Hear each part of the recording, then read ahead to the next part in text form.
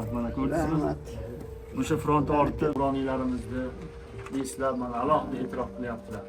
Butun komandamiz bilan keldik. Sizni mana shu yaqinlashib kelayotgan xotira va qadrlash kuni munosabati bilan tabriklagan.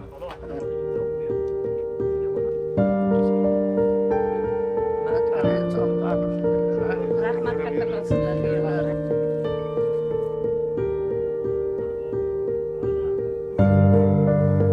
Xo'sh, mana sizni tabriklagani keldik. Malik buva, sizga mana biza mudofaa vazirimizni, prezidentimizni alohida ehtiromini yetkazgani keldik.